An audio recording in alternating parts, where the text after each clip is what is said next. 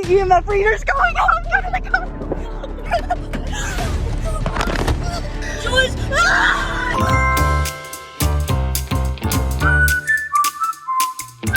Hi, and welcome back to episode 2 of Niche Hunting. I'm your host, Bella Lay, and today things are getting creepy because we are going to be going ghost hunting. From as long as I can remember, I have been so drawn to paranormal things. I grew up with things like Gravity Falls and Goosebumps, and then I started watching Supernatural at the age of like 8. It was just so fascinating. Can I help you, ma'am?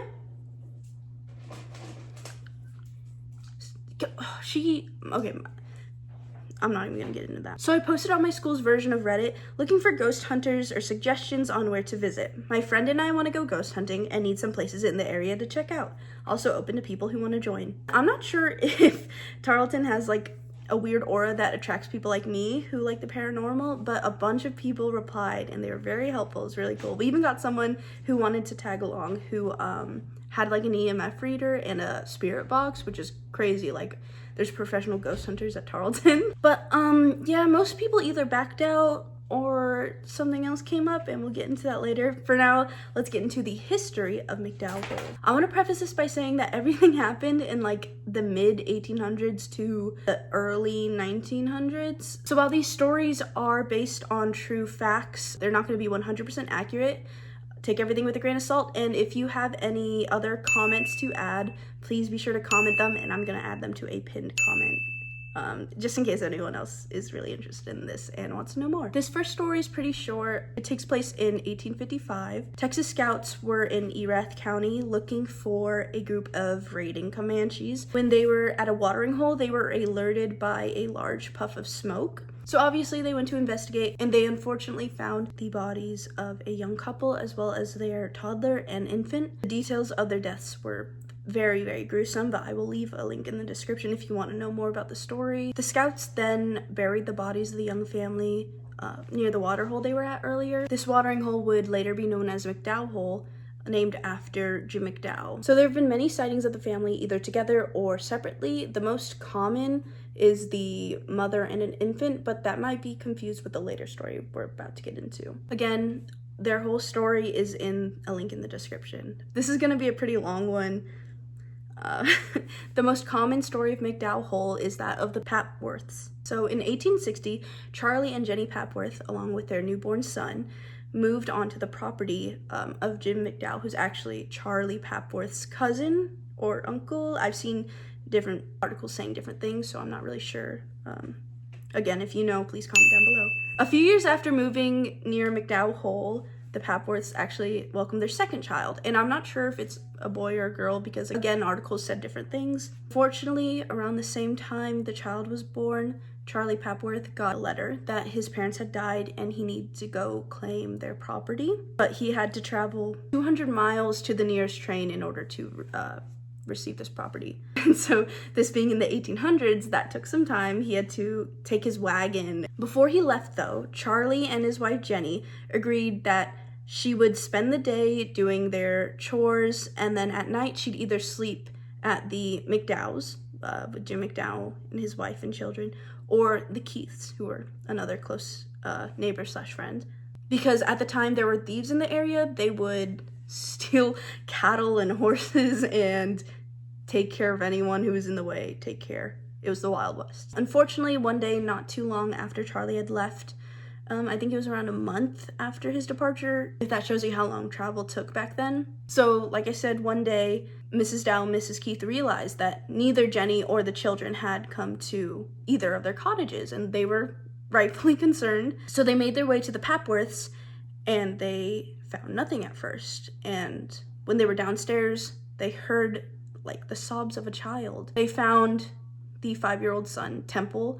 He was under a bed and he was crying, and he just, he was young, so he couldn't really articulate what happened. So Jenny and the baby were missing. A search party was formed, but they never found the bodies. So the immediate and sort of only suspect I've seen was the town's troublemaker, I guess. His name is apparently Brownlow, and I'm not sure if it's because the only Western movie I've seen is Back to the Future 3, but I keep picturing this man as a cartoon villain, And when you hear the things he's done, you might think the same thing. But when Charlie returned, he was just, obviously devastated. He'd lost his baby who he'd barely spent any time with, and now he had to raise his son alone.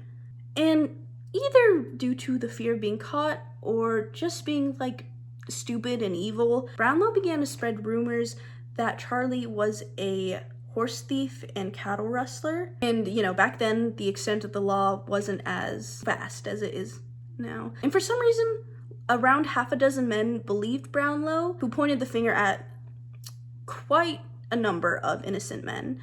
And as a result, I think around 8 men dragged from their beds at night. Obviously, Charlie was also taken from his bed. Temple was awake for the commotion. So then they took the men to a pecan tree. They began to hang the men one by one. And Charlie was actually the last to be hanged. And Temple, who had followed them, obviously that's his father, he had a pocket knife and he climbed the tree and he cut his father down. So then Charlie and Temple rode off to Oklahoma and hopefully lived a very happy life. And I'm not sure if this next part's true, but I'd like to believe it is, because I don't know why, but I genuinely have beef with this man who died way over a century ago. Brownlow was so scared of Charlie Papworth that he kept committing crimes in front of sheriffs and deputies. He stole one time he stole someone's shoe, one time he picked a fight, because he was so scared that Charlie would come back and kill him that he's like, oh, I need this protection. So I'm kind of hoping that's true because, like I said, I built up this evil cartoon villain in my mind. And I genuinely have beef with him and I hate him. So now into the ghost stuff. Several hauntings of Jenny and the baby have been said. Like I said, there has been a mother and a child, or sometimes just a woman, but there have been many deaths in the area, so honestly, it could be anyone. Mr. Keith said he actually saw an apparition of Jenny and the baby near where they supposedly died. The next tenant of the house also reported sightings and scratching at the door, which that is so sad. My favorite report of Jenny and the baby was actually from Brownlow himself, who on his deathbed was having a fever-ridden manic episode, and he kept screaming, that woman, keep her away from me. He kept saying Jenny was standing there with the baby just staring at him. And if you're wondering why he killed Jenny and the baby, it's because she was outside, I think getting water or something, and she overheard Brownlow having a discussion with known cattle rustlers. The thing he accused Charlie and those other innocent men of, yeah, he was doing that. He saw them and he strangled Jenny and the baby. He threw their bodies down a seep well in Green Creek, also known as McDowell Hole. So this last story takes place in 1921 when 9-year-old Jewel and 6-year-old Dialetta Hickey went to a nearby water hole to gather some water for their family. Out of nowhere, Jewel dropped both buckets she was carrying and grabbed her sister and booked it back home. When questioned why there was no water, Jewel explained that she was chased by what appeared to be a dog, stating that it was growling and snapping at her legs. I could hear it snarl and gnash its teeth together, she said. It was panting loudly like it had been running. I kept walking faster, but it kept striking its teeth together, right at my heels, so I dropped the buckets and I ran. This might just be my creative side talking, but it kind of sounds like a Wendigo or a skinwalker. I know this is Texas, and those creatures originated more North America, like Canada or the northern U.S. states. Remembering how there were obviously Native Americans who lived in the area, couldn't help but connect the dots. Dialetta would actually later go on to write about several encounters with ghosts, specifically a ghostly woman on or near the property. Again, connecting the dots, maybe it was Jenny or even the mother from the first story we went over. So these are just a few of the horrible, creepy, tragic stories of McDowell Hole. As I stated before, there's no way of knowing what exactly is true and what isn't. I just thought it would be fun to share some stories before we go hunting. That being said, I guess it's time to go look at the place for ourselves. Hey guys, moment of truth. After hours and hours of researching, we are finally here at McDowell Hole. Is what I wish I could say, but no, we're actually just at a park. So I just finished researching the history of McDowell Hole, and then I get this text from my friend Ella. Yeah, so that's great. Really sucks. I have an idea.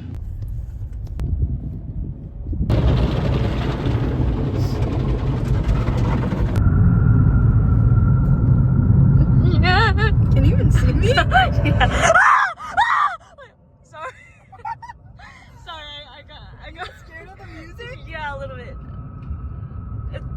beat dropped, you see. Where are we going, Bella Wow, Chud? we're really doing this. So first we're going to the park to test out the ghost hunting kit, and then we're gonna do a randonaut for something scary, and hopefully we'll find something scary and see if the EMF reader goes off.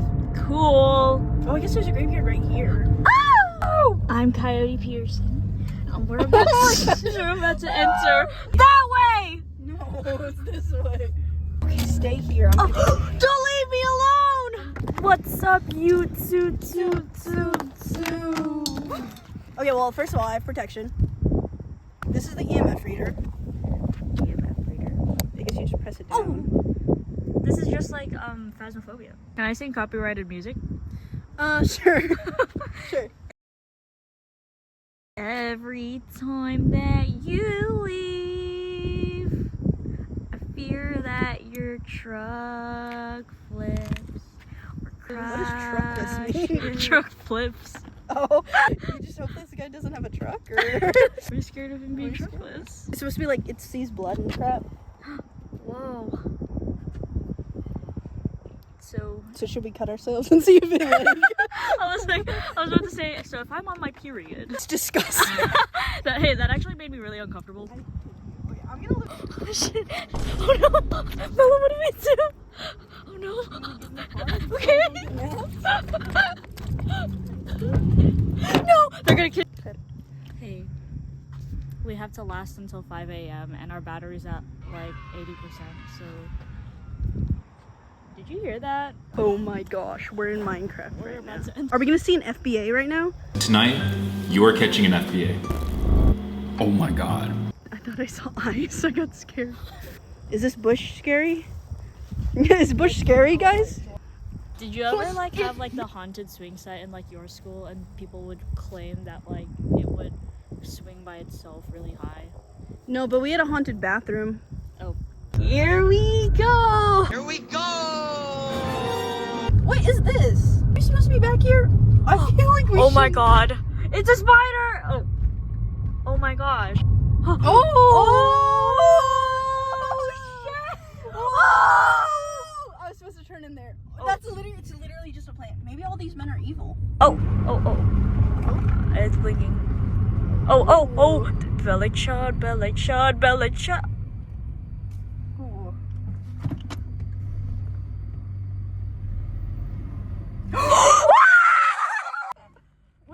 Where's my flashlight at? Wait, do you have it? Is it in my? It's in my penis. That's good. We're looking for Yuri. Okay, do you want to introduce yourself? Oh yeah. I'm Jada. I'm 21 years old, and I'm auditioning for the role of Ghost Hunter. Oh, where are you based in? Texas. By the way, this is what we're working with right now. It's literally nothing forever. Oh, it's just grass. I heard something. Yeah, it's like a ghost. Okay. Tell a scary story. Wait, this is hard. Okay. Oh. Should we pretend to act scared and then run to the car? Oh my gosh, the EMF reader's going off! Get in the car!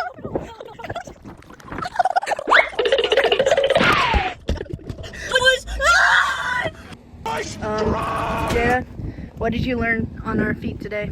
I learned that there's a lot of scary things today, but the scariest one was avoiding getting shot by crossing land that's not yours in Texas from an old man farmer. I'm sorry if this video is underwhelming a bit. Me and Jada going ghost hunting was pretty fun. And I really enjoyed researching this case. I would definitely like to stay at a haunted hotel sometime. So yeah, if you have any suggestions of haunted areas in the either Stephenville or San Antonio area, please let me know. So I'd rank this episode's niche so far #1. I think if we actually like researched a case and then went to it, that would be different. It's still better than last week's. So next week's episode of Niche Hunting, I'm going to be doing whatever the top 3 comments ask me to. So leave your YouTube friendly dares in the comments below, and whatever gets the most likes, I will do. Please be nice to me. Thanks, bye.